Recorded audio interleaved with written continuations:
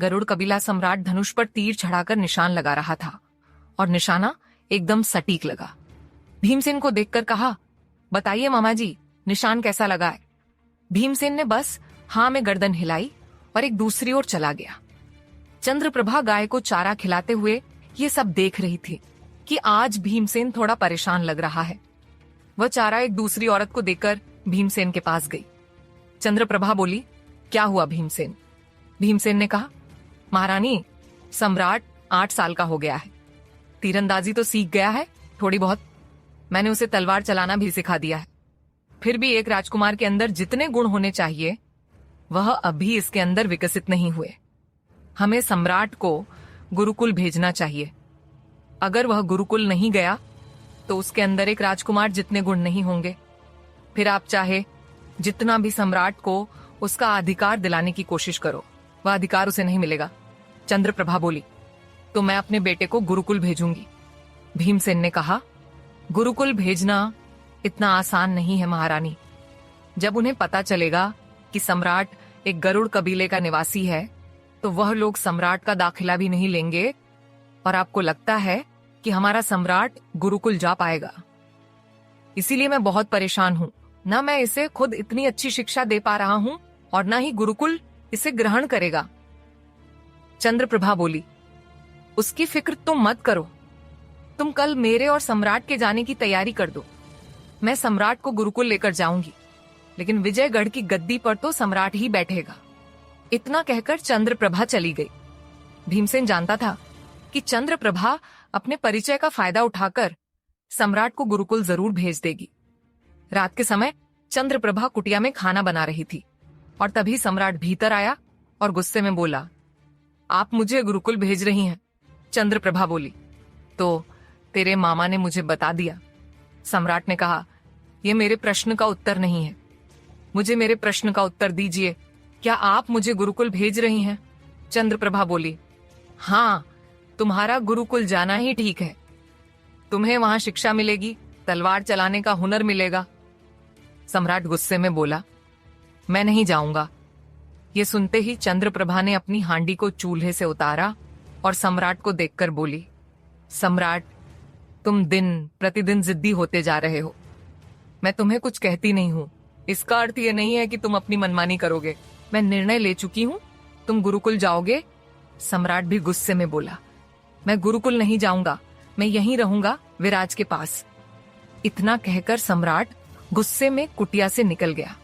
चंद्रप्रभा भी गुस्से में उसे ढूंढने के लिए बाहर निकली तो सम्राट ने विराज का हाथ पकड़ा हुआ था। वह बोला, विराज, मां मुझे गुरुकुल भेज रही है और मैं तुम्हारे बिना कहीं नहीं जाऊंगा। मैं गुरुकुल नहीं गया तो मां क्रोधित होगी और तुम्हारे बिना मेरा मन नहीं लगेगा। इसलिए एक काम करते हैं, मैं और तुम यहां से कहीं दूर चले जाते हैं।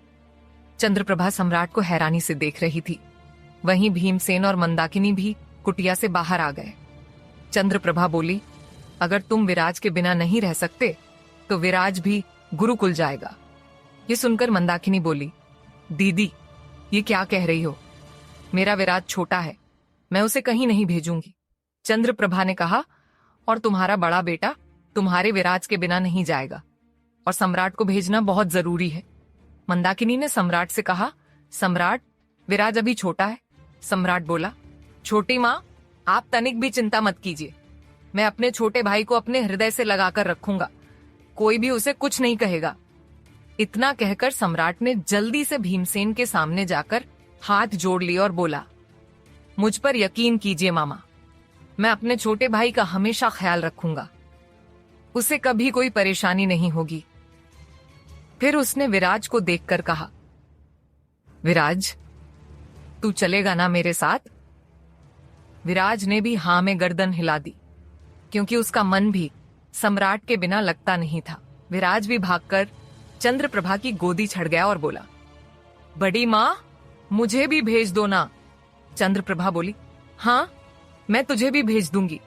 तू भी सब कुछ सीखना, अपने भाई की परछाई बनकर रहना। मेरा इतना काम करेगा ना, अपने बड़े भाई का ध्यान रखेगा ना? विराज ने हाँ में गर्दन हिलाते हुए कहा, हाँ बड़ी माँ, मैं भैया का ध्यान रखूंगा, लेकिन आप भैया को समझा दो कि कभी कभी मेरी बात भी मान ले। चंद्रप्रभा ने विराज के गालों को चूम लिया और बोली, आज के बाद तुम्हारा भैया तुम्हारी बात मानेगा। फिर उसने मंदाकिनी को देखकर कहा, मंदाकिनी, दोनों बच्चों के लिए यही सही है कि दोनों को गुरुकुल भेज दिया जाए। मंदाकिनी बोली, दीदी, मैं गुरुकुल के नियम जानती हूँ। वह कभी भी मेरे बच्चे को गुरुकुल में आने नहीं देंगे। वहां बस राजा महाराजा के बालक ही शिक्षा ग्रहण करते हैं। गरुड़ कबीले के निवासी को आसपास भी भटकने नहीं देते। चंद्रप्रभा बोली, यह तुम मुझ पर छोड़ दो। मैं जानती हूँ अपने बच्चों को गुरुकुल कैसे ले जाना है। अगली सुबह चंद्रप्रभा घोड़े पर बैठी हुई थी और उसके आगे बैठा था विराज, और उसी के पीछे भीमसेन भी सम्राट के साथ घोड़े पर बैठा हुआ था। दोनों ही गुरुकुल के लिए निकल गए थे। पूरा एक दिन का सफर तय करने के बाद चंद्रप्रभा और भीमसेन दोनों बच्चों के साथ गुरुकेवल की सीमा पर पहुंच गए। कुछ समय पश्चात चंद्रप्रभा एक आचार्य के सामने खड़ी हुई थी और भीमसेन चंद्रप्रभा के पीछे हाथ जोड़े खड़ा हुआ था। चंद्रप्रभा भी हाथ जोड़कर बोली, आचार्य, आप मुझे भली भांति जानते हैं। मैं चंद्रप्रभा हूँ, महाराज सूर्यकांत की पहली पत्नी। उन्होंने मुझे त्याग दिया।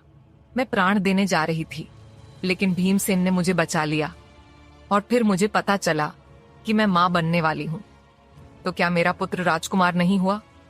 आचार्य ने कहा, तुम्हारा पुत्र राजकुमार हुआ, लेकिन यह बात संसार को नहीं पता। संसार को मैं क्या कहकर परिचित कराऊंगा कि मेरे गुरुकुल में 2 शिष्य कौन हैं? चंद्रप्रभा बोली, क्या शिक्षा को परिचय की आवश्यकता होती है? क्या यह नियम बदल नहीं सकता? आचार्य ने कहा, चलो मान लेता हूं कि मैं तुम्हारे पुत्र को कुछ भी करके अपने आश्रम में रख लिया, लेकिन भीमसेन के पुत्र को कैसे रख सकता हूं? भीमसेन ने हाथ जोड़कर कहा, आचार्य, मैं अपने पुत्र को भेजना भी नहीं चाहता था। मैं चाहता हूं मेरा पुत्र राजकुमारों में नहीं बैठ सकता, लेकिन सम्राट विराज के बिना आना ही नहीं चाहता। इतने में चंद्रप्रभा ने कहा, आचार्य, गुरु होकर कैसी बातें कर रहे हैं? रुकिए, मैं अभी आपकी सारी शंका दूर कर देती हूं। इतना कहकर चंद्रप्रभा ने वहां आसपास खेल रहे बच्चों को देखा। वह 2 बच्चों का हाथ पकड़कर आचार्य के सामने लेकर आ गई और बोली, बताइए महाराज, इनमें से भीमसेन का पुत्र कौन सा है और महाराज का पुत्र कौन सा? बताइए, क्या आप इन दोनों बच्चों में फर्क कर सकते हैं? अगर आपने इन दोनों बच्चों में फर्क कर लिया तो यकीन मानिए, मैं विराज को लेकर वापस चली जाऊंगी, चाहे मुझे कुछ भी करना पड़े। लेकिन अगर आप फर्क नहीं कर पाए तो आपको अपने आश्रम में विराज को भी जगह देनी ही होगी, क्योंकि विराज के अंदर भी राजघराने के अंश हैं। इसकी मां भी मंदाकिनी नाहरगढ़ की राजकुमारी है, लेकिन मंदाकिनी ने भीमसेन से प्रेम विवाह किया है। इसका अर्थ यह तो नहीं हुआ कि विराज को शिक्षा नहीं मिलेगी। बताइए आचार्य, इन दोनों बच्चों में राजकुमार कौन है और भीमसेन का पुत्र कौन है? आचार्य चंद्रप्रभा के बुद्धि की दाद दे रहे थे। उसने कितनी आसानी से आचार्य की बोलती बंद कर दी थी। आचार्य बोले, ठीक है चंद्रप्रभा, मैं दोनों बच्चों का प्रशिक्षण लूंगा। अगर वह दोनों मेरे प्रशिक्षण में पास हो गए तो मैं दोनों को ही अपने आश्रम में रहने की अनुमति दे दूंगा। लेकिन अगर उनमें से कोई एक भी हार गया तो तुम्हें अपने दोनों बेटों के साथ वापस जाना होगा। इस बार भीमसेन ने कहा, आप फिक्र मत कीजिए आचार्य, मेरे अंदर जितने भी गुण हैं मैंने दोनों बच्चों के अंदर डाले हैं। आचार्य ने कहा, तो ठीक है, कल एक छोटी सी प्रतियोगिता होगी। अगर सम्राट और विराज ने उस प्रतियोगिता में हिस्सा लेकर जीत प्राप्त की तो मेरा आशीर्वाद दोनों पर होगा। चंद्रप्रभा और भीमसेन दोनों ने हाथ जोड़कर हां में गर्दन हिलाई और फिर वहां से चले गए। वहीं आचार्य अभी उन दोनों लड़कों को देख रहे थे जिसमें से फर्क करना मुश्किल था कि विराज कौन है और किसी महाराज का बेटा कौन। वहीं दूसरी तरफ रणविजय और अखंड भी सिकंदर के साथ आश्रम के लिए रवाना हो गए थे। सिकंदर भी दोनों पुत्रों को लेकर आश्रम में उपस्थित हो गया था। उसने भी आचार्य से उन्हें शिक्षित करने के लिए कहा। आचार्य ने सिकंदर से भी यही कहा कि वह उन दोनों की परीक्षा लेगा।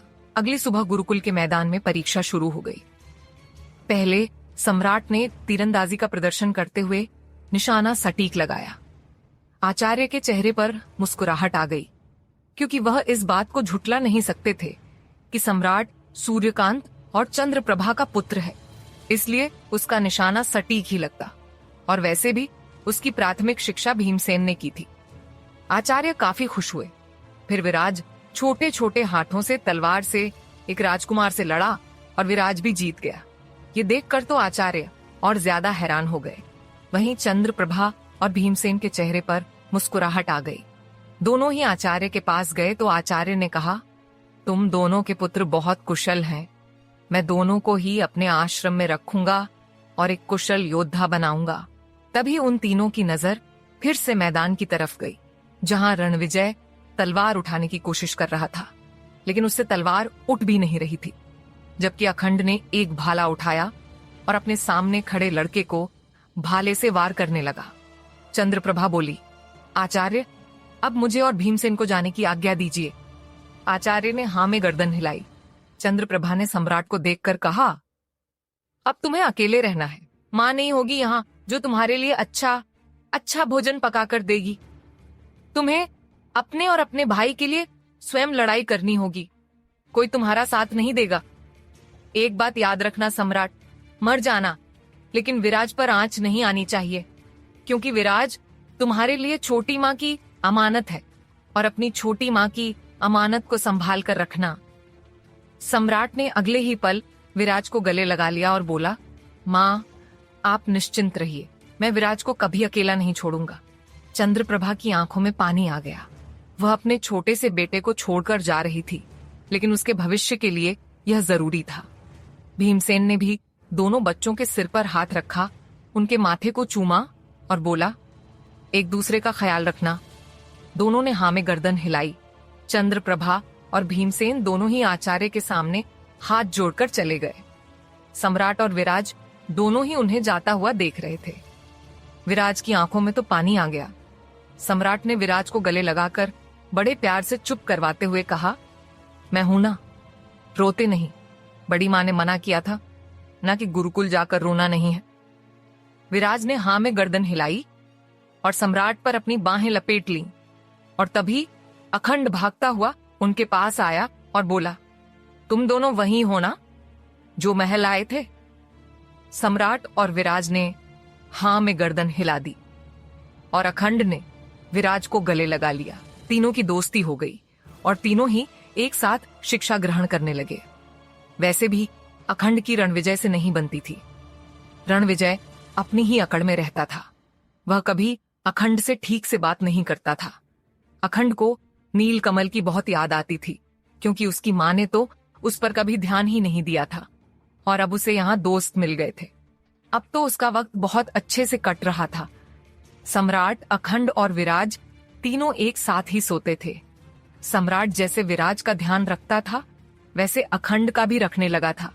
जबकि रणविजय, उसे तो खाने से ही फुर्सत नहीं थी। उसके पीछे पीछे तो कुछ बच्चे घूमते थे जो उसकी पूरी चापलूसी करते थे।